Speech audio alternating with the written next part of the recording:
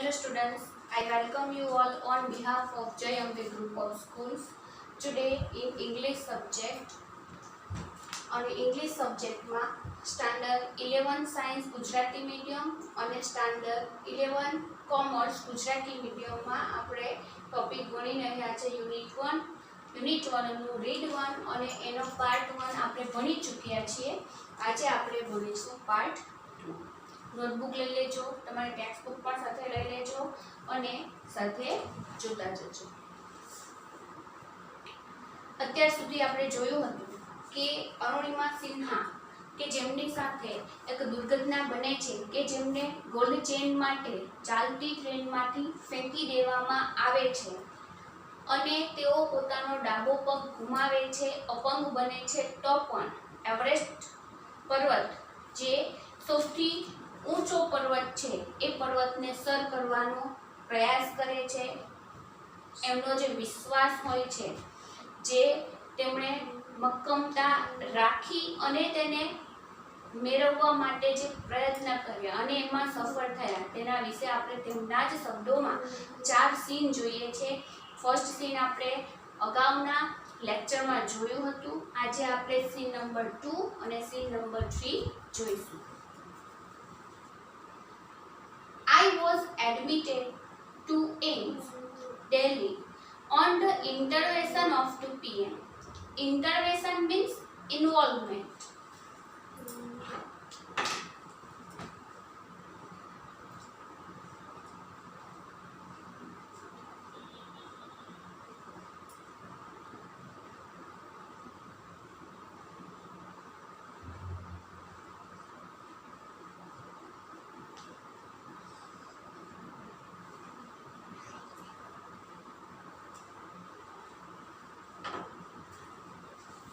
વિદ્યાર્થી મિત્રો, જ્યારે અરુણિમા સિન્હા સાથે દુર્ઘટના બની અને ત્યારબાદ આપણે જે છેલ્લે જોયું હતું કે ટ્રેન જતી હતી, એનો ઝાંખો પ્રકાશ તેમને દેખાતો હતો અને પછી તેઓ મૂર્છિત થઈ ગયા. ત્યારબાદ એમની સાથે શું થયું? તો ત્યારબાદ એમને દિલ્હીમાં જે એમ્સ હોસ્પિટલ છે ત્યાં દાખલ કરવામાં આવ્યા અને પીએમ મોદીના ઇન્ટરવેન્શન ઇન્વોલ્વમેન્ટ એટલે કે દખલગીરીથી શું એનો બધો જ ખર્ચ કોણ લેવાનું હતું? તો કેન્દ્ર સરકાર લેવાના હતા. The union government would bear the entire cost of my treatment. Soon AIIMS began issuing daily medical bulletin on my status. તો બધો ખર્ચો કોણ લેશે? યુનિયન ગવર્નમેન્ટ એટલે કે સંઘ સરકાર એટલે કે કેન્દ્ર સરકાર. અને આ જે એમ્સ હોસ્પિટલ છે દિલ્હીની, એ બુલેટિન બોર્ડ એટલે કે રોજબરોજના સમાચાર બહાર પાડવા લાગ્યા કે અરુણિમા સિન્હાને આજના દિવસે, પહેલા દિવસે આવું સ્ટેટસ હતું, બીજા દિવસે આટલો સુધારો થયો, ત્રીજા દિવસે આટલો થયો, હવે એમની કન્ડિશન કેવી છે વગેરે. I was told that young people, auto drivers and roadside vendors were carrying out a candle march to galvanize support for me and to pray for my recovery. To galvanize means to fire up.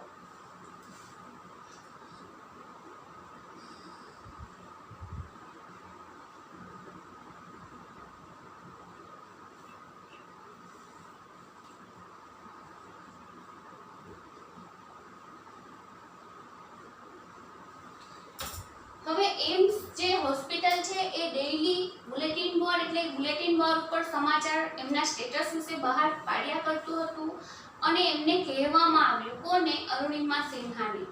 કોણ એમને support કરવા માટે આગળ આવી પહોંચ્યા હતા?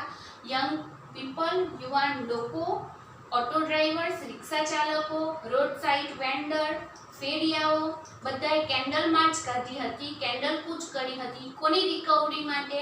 Arunima સિન્હાની recovery માટે. With the help of the best and the latest technology, gradually I started responding to the treatment. એકદમ શ્રેષ્ઠ કક્ષાની સારવાર અને અદ્યતન ટેકનોલોજીની મદદથી તેઓ જે ટ્રીટમેન્ટ હતી, જે સારવાર હતી એને રિસ્પોન્ડ કરી રહ્યા હતા. One morning my brother-in-law means my sister Lakshmi's husband, Sahib, શું નામ છે? Sahib, suddenly asked me, Everest ચડોગી? He had just read an interesting piece of information in the newspaper. No female amputee had ever scaled Everest. Amputee means એવો માણસ, એવી વ્યક્તિ કે જેણે પોતાના શરીરનું કોઈ અંગ ગુમાવી લીધું હોય. હવે એક દિવસે સવારમાં એમના જે સિસ્ટર છે એના લક્ષ્મી, એમના જે સિસ્ટર છે એના હસબન્ડ સાહિબ એક આર્ટિકલ વાંચી રહ્યા. એ વાંચતા વાંચતા તેમણે અરુણિમા સિન્હાને એવો પ્રશ્ન પૂછ્યો કે એવરેસ્ટ ચડોગી? અને તે સમયે તેમણે એને જણાવ્યું કે આજ સુધી કોઈ પણ એવી ફિમેલ મહિલા અપંગ વ્યક્તિએ એવરેસ્ટ સર કર્યો હોય એવું બન્યું નથી. I wasn't amused. એમને કઈ નવાઈ ના લાગી હતી. I have lost a leg and you are talking of Mount Everest. એમને વિચાર આવ્યો કે મેં મારો પગ ગુમાવી દીધો છે અને તેઓ માઉન્ટ એવરેસ્ટ ચડવાની વાતો કરે છે. I started talking to myself. પછી મેં મારી જાત સાથે વાત કરવાની શરૂઆત કરી. If I could take a shot at Everest and succeed, I would become the first female amputee to hold that record. I thought about it for some time and then I conveyed to Sahib my willingness to take up the challenge. Willingness means readiness.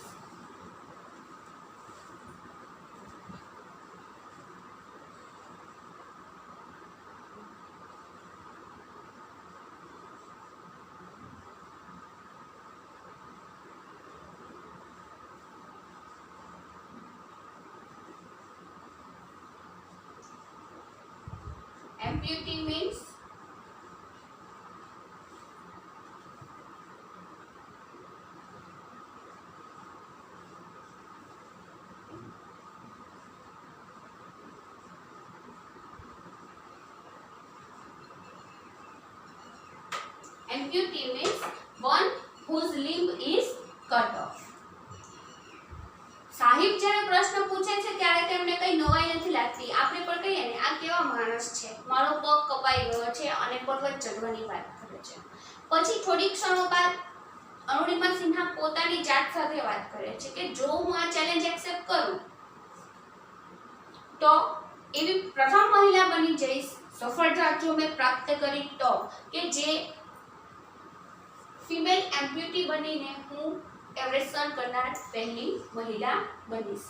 તો એમણે સાહિબને કીધું કે હું તમે જે કીધી એ challenge accept કરું છું અને એ માટે રેડી છું. ઠીક હે હમ કરેંગે. સાહિબને શું આન્સર આપ્યો? ઠીક હે હમ કરેંગે.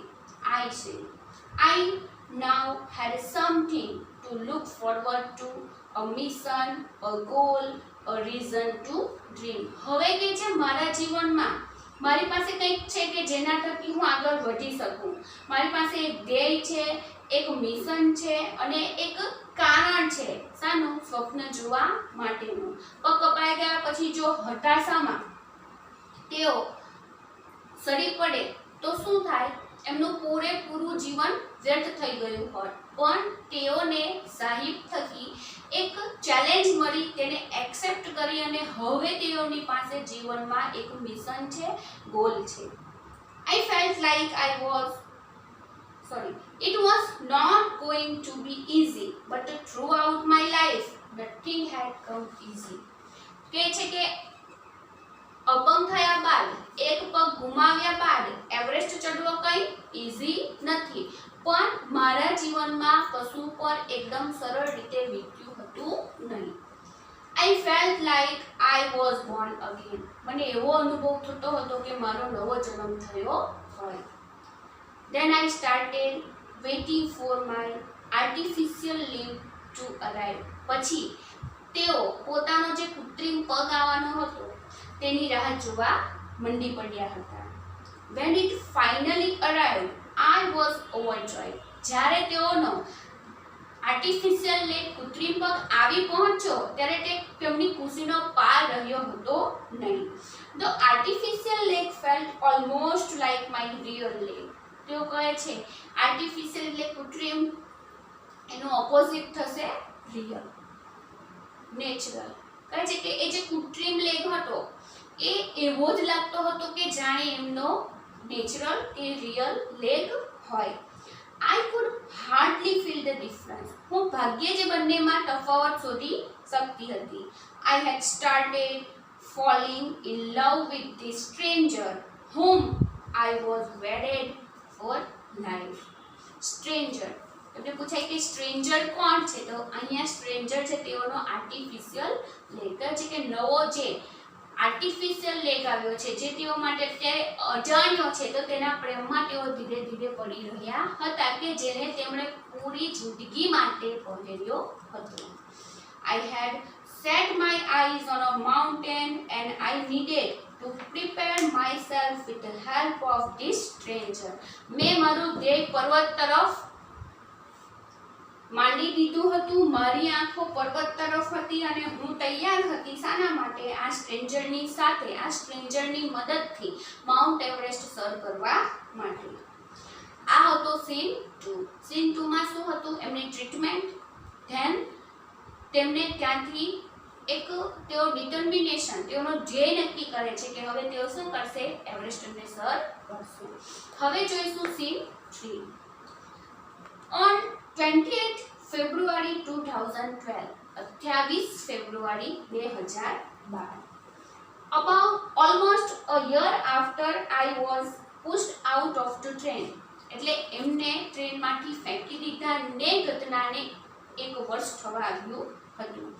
I set out for the training institute set up by Bachendri Pal near Uttarkashi. ઉત્તરકાશીની નજીક બચેન્દ્રી પાલ કે જેઓ એક નામાંકિત પર્વતારોહક હતા, તો તેમના ટ્રેનિંગ સેન્ટરમાં તેઓ તાલીમ લઈ રહ્યા હતા, ઇન્સ્ટિટ્યૂટમાં. I called up Bachendri Pal to tell her that we had reached Uttarkashi. She was surprised at how quickly I had reached.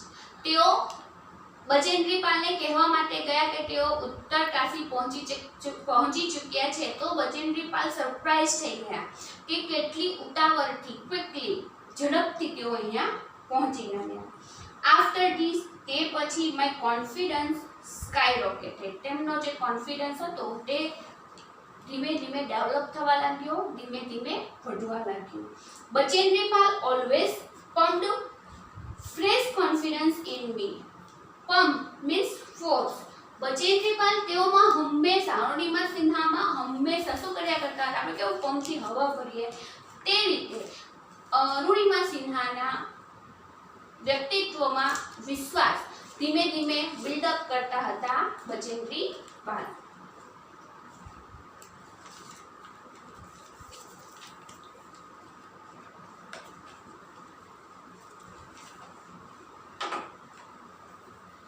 Arunima, you are far better than others. શું કહેતા બચેન્દ્રી પાલ કે અરુણિમા તું બીજા કરતા ઘણી અલગ છે અને સારી છે. These people seem to be suffering from a handicap, not you. I am proud of you. આ જે અન્ય લોકો છે કે જેને પોતાના શરીરના દરેક અંગો છે તેઓ જાણે અપંગ જેવા દેખાઈ રહ્યા છે, તું અપંગ નથી, મને તારા ઉપર ગર્વ છે. But before Everest expedition, you will have to prove yourself. પણ બચેન્દ્રી પાલ અરુણિમા સિન્હાને જણાવે છે કે એવરેસ્ટ ચઢવા પહેલા તારે તારી જાતને પહેલા એક એક્સપેડિશન એટલે કે એક્સકર્ઝન એટલે કે હેતુપૂર્વકનો પ્રવાસ કરીને પ્રૂફ કરવી પડશે.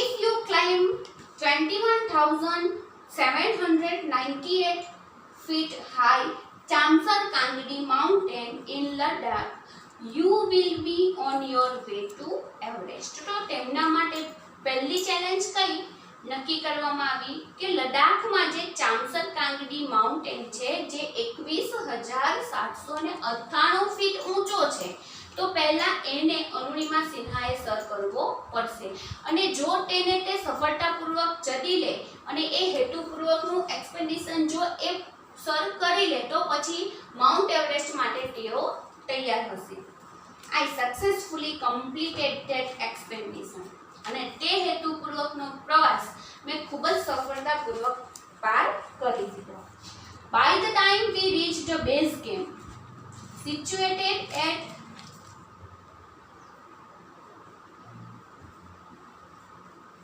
18,000 feet, 16 of the 19 members of the team had retired. Bachendri Pal greeted me at the base camp very sadly. જ્યારે તેઓ 18,000 ફીટના એ અને 18,000 ફીટના એ બેઝ કેમ્પ ઉપર તેઓ પહોંચ્યા તો ત્યાં તેમની સાથે બીજા 16 થી 19 જે મેમ્બર હતા સભ્યો હતા એમાંથી મોટાભાગના નિવૃત્ત થઈ ચૂક્યા હતા એટલે કે બધા કોઈને કોઈ કારણથી ત્યાં સુધી પહોંચી શક્યા હતા નહીં અને તેથી જ બચેન્દ્રી પાલને જ્યારે એ બેઝ કેમ્પ ઉપર અરુણિમા સિન્હા મળ્યા તો તેમણે તેમને કયા બિરુદથી નવાજ્યા? મેરી શેરડી. She said and took me in her warm embrace. ભેટી પડ્યું તે આવું બોલ્યા અને મને વહાલથી ભેટી પડ્યા. In the evening, Bachendri Pal announced that I was finally ready for Everest. અને સાંજે તેમણે અનાઉન્સ કરી દીધું, ઘોષિત કરી દીધું કે અરુણિમા સિન્હા એવરેસ્ટ ચડવા માટે તૈયાર છે. She also assured me that she would talk to the officials at Tata Steel for sponsoring my Everest dream. બીજી પણ તેઓએ ખાતરી આપી કે તેઓ ટાટા સ્ટીલના જે ઓનર છે તેઓને મળશે અને અરુણિમા સિન્હાને આ ચડાઈ માટે સ્પોન્સર કરે એ માટે મદદ માંગશે અને એમને હેલ્પ કરશે. તો વિદ્યાર્થી મિત્રો આજે આપણે સીન 2 અને 3 જોયું. સીન 2 માં કઈ રીતે સારવાર થકી તેમણે આર્ટિફિશિયલ લેગ ફિટ થઈને તેની સાથે તેમણે એક જીવનમાં ચેલેન્જ એક્સેપ્ટ કરી અને એ ચેલેન્જને પહોંચવા પહેલા બીજા કયા ચેલેન્જો તેમણે સર કર્યા તે સીન 3 માં જોયું. ચામસર કાંગડી જે લદ્દાખમાં આવેલો છે પર્વત એ પર્વતને તેમણે પહેલા સર કર્યો અને ત્યાર પછી તેમનું જે ડ્રીમ હતું એવરેસ્ટ માટેનું તેની તરફ તેઓ આગળ વધ્યા હતા. હવે આપણે પાર્ટ 4 જોઈશું. પાર્ટ 3 માં જોઈશું સીન 4 અને એમાં તેઓ કઈ રીતે એવરેસ્ટ ઉપર ચઢાણ કરે છે, કેટલી ડિફિકલ્ટી હોય છે તે બધાની ચર્ચા કરીશું. Right this meanings in your notebook. If you have any type of doubt then ask me. જો તમને કોઈ પણ પ્રકારનું કન્ફ્યુઝન હોય તો તમે મને ફ્રીલી પૂછી શકો છો. Thank you for watching.